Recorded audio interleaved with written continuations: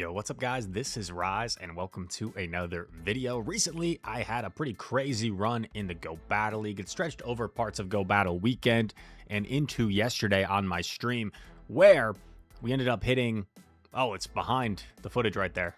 We ended up hitting number 10 on the global leaderboard as of today, 3292. Pretty crazy, pretty high elo, and with those high elos come very long queue times, but we pushed through them, and we're probably going to go back down now after this, but we were running Stunfisk, Empoleon, and Galarian Moltres. I'm going to get straight into the footage.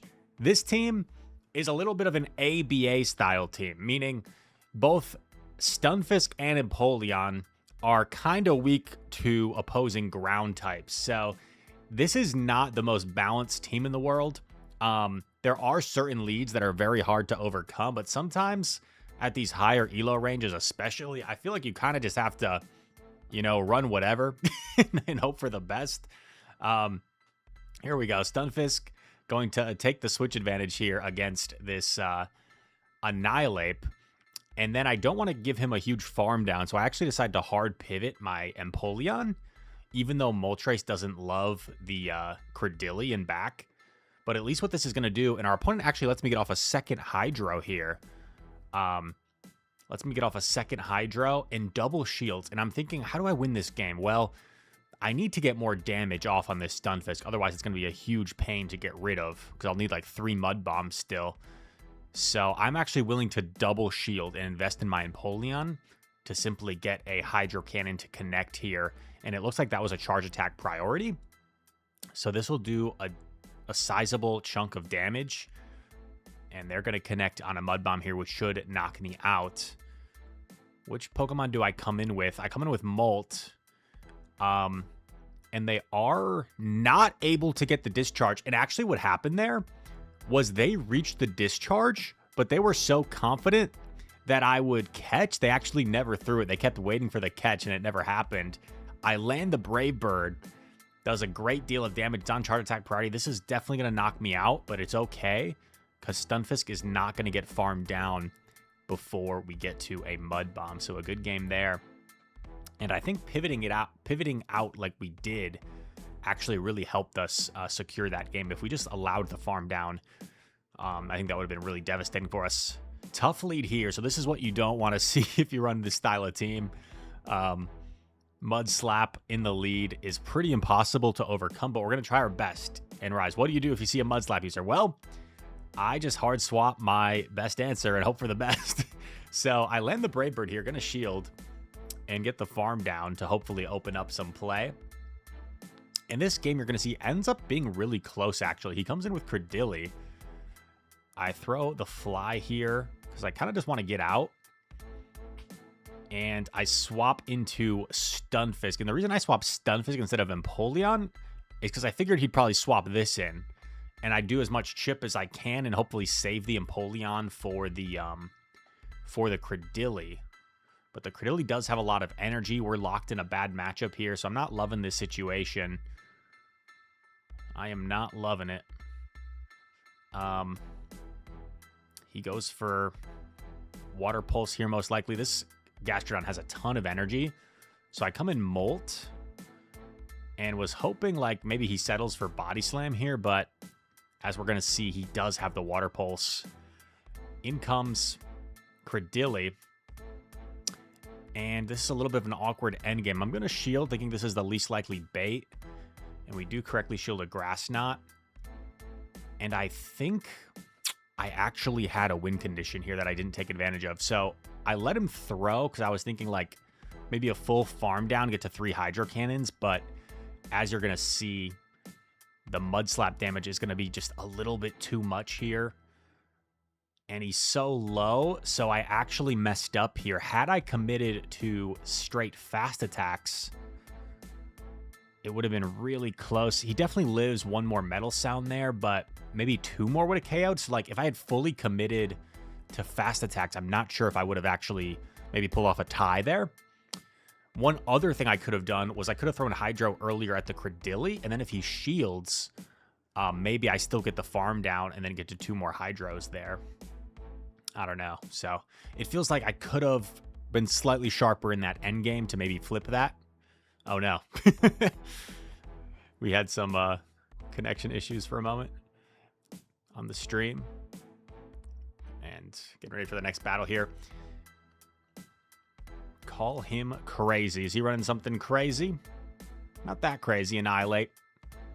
But it is a regular Annihilate. You typically see the Shadow more frequently now. Go for the Mud Bomb here. Regular Annihilate has a little bit more bulk to it, so this isn't super threatening for it. Doesn't even do half. I'm going to let this go. I feel like they're normally running close combat on the regular version.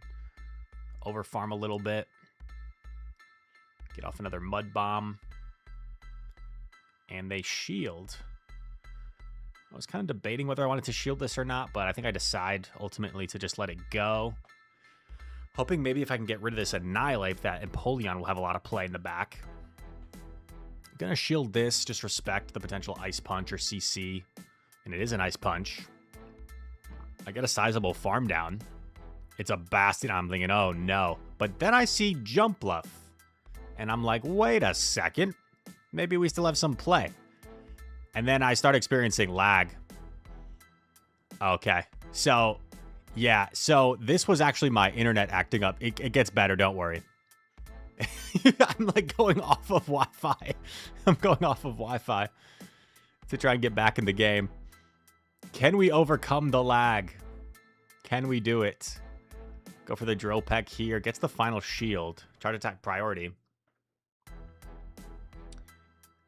And I think he tries to... Yeah, he switches. And I know that I'm going to get to this next Hydro Cannon at the same time, I believe, as his Stone Edge or Flamethrower. So I throw immediately. He doesn't fall for the CMP. But I get both of these off. And I'm just going to stay. He actually throws immediately because maybe he was expecting like a combo play from my Moltres. I go back to my Wi-Fi because the stream seems to be good again. And we're going to overfarm, up to the double fly. He catches on Jumpluff, but that is perfectly fine with us because we need to get rid of this anyway. And we have another one loaded. Did have the Brave Bird, actually, so I didn't realize that in the moment. But Fly is enough from this low of health. Double resisted Fly. And we beat the Bastiodon. Always good to beat the Bastiodon. Always nice. Next battle. Should I skip ahead at all? Okay, here we go. Bye. Is that NSYNC? Okay, Stunfisk into K9.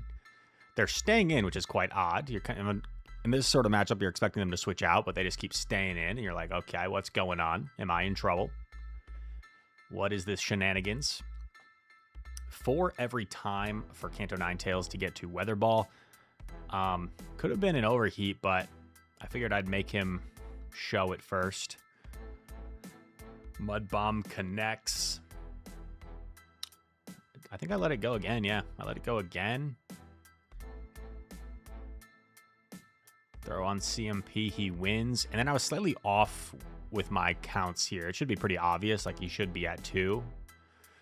But for some reason, I was like surprised when I got hit by this Weather Ball. I'm like, oh yeah, that's right. Weather Ball does some chip damage. We are up a shield. In comes Azu. And I decide to bank some energy, go for like a potential catch. Unsuccessful on the catch, but we should be in a pretty good spot here. Lurantis is revealed in the back. And Lurantis is not going to appreciate this Drill Peck. Big damage. I'm going to respect a Superpower, even a Leaf Blade. Would do more than anything Azu can throw at us. And they top left. No, and they can't get through our Penguin. Our mighty old Penguin. We get a 3-2 set there, and I think we gain a little bit of elo. 32-62 at the time. On to the next one. Look at that. A Zweilous. Exciting. I've seen a few more Zweilous being run lately. Maybe I'll try Zweilous today. That could be fun. Some Zweilous action. Here we go. Come on. Hello. Yeah, this is just a small taste of the queue times, guys. So for reference, as we see this tough lead here, Stunfisk into Zweilous, what I end up doing is I think I Mud Bomb and then I dip into Empoleon just to dance around. But I did a 2 hour and 20-minute stream. Normally my streams are like an hour and a half to do all my sets. With the queue times up at this ELO range, it took 2 hours and 20 minutes to get through 2 sets. The 2 sets you're seeing here. 10 battles. 10 battles. 2 hours and 20 minutes. Unbelievable. They counter swap Diggersby into our Empoleon. If I remember correctly, they do a good job of throwing right before I can switch. Yeah, right before I can switch. But the Diggersby doesn't have that much energy. So I'm like, wait a sec. Can I farm this down? And I do get the farm down. Pretty crazy. So we're down shields, but we got all this energy. We've got 3 Pokemon still pretty healthy. Doesn't look like that bad of a situation. He's going to throw Dark Pulse here, but non-shadow, non-shadow. I'm pretty sure I can take this. And I do, and I barely get off another Drill Peck. And I presume he probably lets Zweilous go at this point. And it is a Caesar in the back. So I'm like, okay, this looks decent. Moltres going to resist all the charge attacks here, assuming they're running Night/Trailblaze. So I come in with Moltres, throw my Fly, and do I just switch immediately? Yeah, I guess I just switch immediately. He's going to go for Trailblaze. And he does reach the Night Slash right here. So now I'm just hoping that he doesn't get that chance of a Night Slash boost. That would put him 3 stages up, but luckily he doesn't get it. He's dry on energy, and we get the Sucker Punch down first. Very nice. Caesar. What's cool about this specific line is the whole team has good play against Caesar. So that's one of those Pokemon, if you're not careful, right, can really run you over. If you're seeing a lot of Caesar, maybe you try out this team. Stunfisk into Clodsire. I like this matchup as Stunfisk because you basically 3-shot them with the Thunder Shocks, and you're just so fast. Versus for them, they like have to build up a while to get to that Earthquake to threaten you, and they still need 2 of them. Like, they can't even get away with Earthquake plus Stone Edge, really. So we're going to overfarm. Go for another Mud Bomb here. Nothing fancy. And yeah, I'm just going to go straight for this next one. Looks like a charge attack priority that Stunfisk is going to win here. And we knock them out. They come in with Moltres, which surprises me. And I'm going to get this off. And I think I actually end up pivoting just because I don't want to surrender such a big farm down here. And he's staying in. So I'm like, okay, this is perfectly fine with me. I've still got both my shields. I throw Hydro Cannon. I do commit a shield here because I want to respect the payback. Even like a Brave Bird would still do a lot. It's just a Fly, unfortunately. And I actually decide to throw my Drill Peck since I win CMP. Force him to use a shield if he wants to get off another move. And he lets it go. And it's an Emolga in back. It's an Emolga. Now I'm kind of scared. Now I'm kind of scared. This Emolga is a bit of a rough core breaker for our back line. I come in with Molt. Gonna take a Discharge here. If they had gone for Acrobatics there, that might have potentially been game deciding. Because I don't know if I would have even reached this move. Fly connects. I kind of just settled for the Fly. And then he throws, and you might be wondering why I shield here.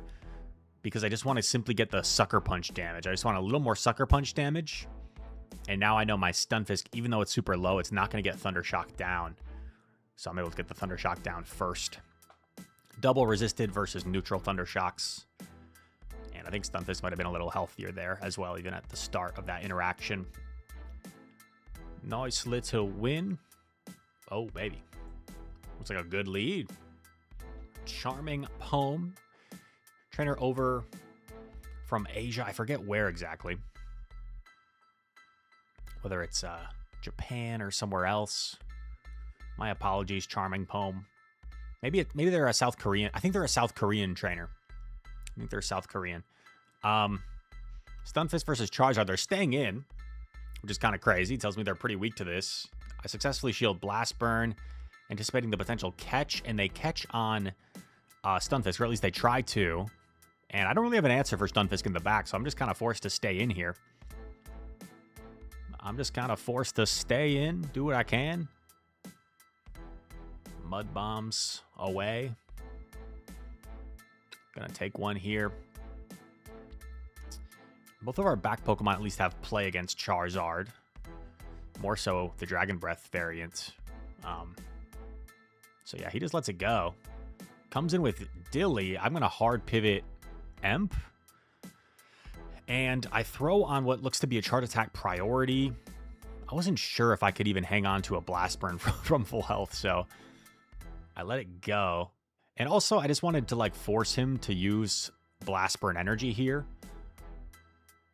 And it looks like it's another Charge Attack priority. He just barely gets there. This will knock me out for sure at this range. But I come in with Molt, and I feel like I already sense what the win condition is. They still have a full health Credilli.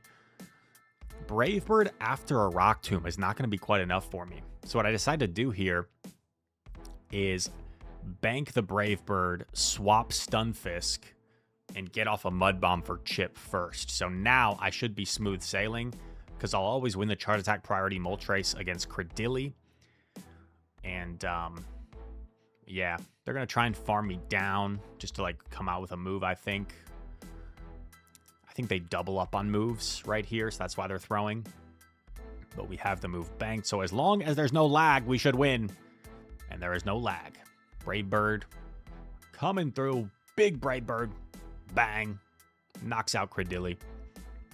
And that is a good game. I think we're about 6, 7 battles. Oh, dude, I didn't even do that on purpose, chat. I didn't even do that on purpose. That was an accident. Oh my gosh. I am sorry. Okay. Some people probably have no idea what I'm talking about. Next battle. Did I see a Marowak? That is not good. Not good, guys. Oh, I remember this. Swap Moltres, met by Carbink. And I'm out of here. I guess I could have, like, stayed in, gone for, like, a huge, I don't know, Empoleon farm down, but, like, it's probably just over. He probably doesn't stay in, right? He probably doesn't allow me to get that huge farm down on the Carbink. Anyway. Even if I do, right? Like, if I do get the farm down, he still has both shields for whack, so it doesn't even matter. Let's see, next battle. I think people were asking what level I am. Still level 70 since the rework. Let me know what level you guys are in the comments. I haven't really... You know, I'm a big PvP guy, right? It's not really... I don't feel like a necessary sense of urgency to, like, grind the levels, but I think it's super cool for people that do. Fairly and such. Stunfisk into Fearow. Ugh. Annoying because I have such a good lead. But then the swap, I don't really have an answer to, so I have to stay in. But because we're Thundershock ahead, since we threw first, and they had to swap in, we should be able to secure this matchup. We just have to make sure we're careful of the catch, right? Because this matchup will play out for quite some time, where eventually their switch timer will be up. So after we take this Mud Bomb here, you're going to see me, like, try to wait a turn to make sure he doesn't catch on us. And just that slight, ever so slight wait. Mud Bomb. They actually shield. Interesting. And I think I actually let it go, if I remember correctly. Yeah, I let it go, which is kind of a bold strategy, Cotton. Give up switch advantage. But I feel like Fearow does not like being down shields, was kind of my thought process. So I actually take this discharge. He comes in Fearow. I go straight for the Brave Bird. I want to guarantee the knockout or the shield. Brave Bird gets shielded. So now he's completely out of shields. I'm a little bit scared at this point because Hydro Cannon's not going to be quite enough to knock out Fearow. And he does bait me. So nice bait. I'm going to respect the drill run. I just wait here, want to get rid of this thing. So I'm going to have like a Hydro Cannon head start for whatever's in the back. I know the Stunfisk is really low. And it's a Superior. It's a Superior. Drill Peck's going to hit for some heavy, super effective damage. Bang. I go up to my next one, and we simul swap. Because I figure even if I don't predict the swap correctly there, he has to throw energy at my Moltres. So I figured it was a smart play. Positive set. Let's go, baby. And I think this is the set that maybe took us to that. Let's see. That number 10 in the world mark. 3292. I think, wait, was it 3292 or 3296? Do we get like another 3-2 here? Let's see. Wait, what was the screenshot? Yeah, it was 92. So that was the elo that got us to number 10 in the world. But we still have at least one more battle. Let's go, baby. Shadow Mimikyu. Stunfisk into Dinair. Using my own weapon against me. I safe swap Empoleon. He doesn't seem to have an obvious answer. He eventually goes into his own Empoleon. And we're just going to play this out. Yeah, I'm trying to recall. Because I feel like this is not a good looking situation. But I feel like this game gets a little bit turned around. What happens here? I was hoping I live this. But unfortunately, we do not. I come in with Fisk. And I get the perfect Thunder Shock down right before he got to his attack. Gonna throw a Mud Bomb here for some chip. And it looks like a charge attack priority.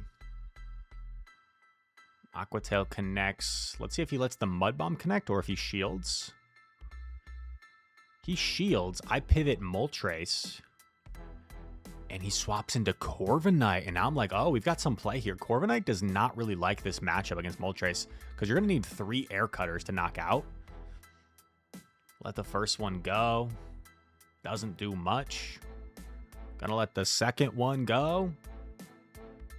Doesn't do that much. And I'm going for Brave Bird because I can swap out soon. So I'm going for Brave Bird. Bang. Trying to get out. Trying to get out. I do get out. And I'm thinking even if this is a payback, I can probably still reach Mud Bomb against Dragonair. Also, I'm not sure if that was even enough for a payback. Maybe it was. I just think I'm getting kind of lucky here. But now I just let it go. Because I have a Fly loaded on Molt. This will knock out. And he can't sand attack me down. And I still got 2 shields. So ended up being a difficult lead. And a neutral safe swap. The Corviknight just didn't have a ton of play for him. So ended up working out quite well for us. And here we go. I think this is the last battle of the video. Kazim, terrific player. Another Dragon lead. I just instant pivot Empoleon. He swaps Corv. So this matchup, I think Corviknight wins the 2 shield scenario. But Empoleon up a little bit of energy. Certainly going to make this uncomfortable. I do respect the payback here. And Kazim's always a super risky player. He goes for the Air Cutter bait. Very nice. That's a tough bait for us there. We go for the Hydro Cannon. And I decided to double shield. Put the pressure on. I feel like getting shields down could be better for me. And I do successfully shield payback that time. But yeah, I feel like shields down might be better for me. Because I could get like an opportunity to land a move from Moltres on Goodra. Since this Goodra's a bit of a core breaker. Kind of beats our whole team. I get off a Drill Peck here. And I'm not going to sit still. You're going to see after this Drill Peck. I'm actually going to swap in Stunfisk because, like, you know, I don't want to just give him a free opportunity to get rid of my Empoleon. And then he Power Whips me. He Power Whips me, which tells me that must be running Thunder Punch Power Whip. And he's going to have to expend another Power Whip to get rid of me here. So he's forced to use a lot of energy. Goodra's not going to get to another move. Gonna wait up my timer here just to be sure I can swap if I need to. Come in Empoleon. And it's a Talonflame. And throwing after 5 here is gonna be the key. Since he had a 1-turn swap. Because now he's not gonna be able to double up on moves. He's not running Brave Bird. He's running Flame Charge Fly. So he would have had to settle for a fly, which wouldn't be quite enough to knock me out from this range. And that is going to be a good game. I don't know if like he threw Flame Charge immediately plus a boosted Incinerate, if that makes any difference. Honestly, a fly might do more than that anyway, but we don't find a battle after this. And that is the video where once again we do hit number 10 on the Go Battle League global leaderboard. So I hope you guys enjoyed this content, this footage. If you did, make sure to hit that like button, subscribe to the channel if you're new around here. It helps out. Comment down below. All your comments are appreciated. They also help out the YouTube algorithm. And all of that said, thank you so much for watching. Hope to see you in the next one, you little rascals. Peace.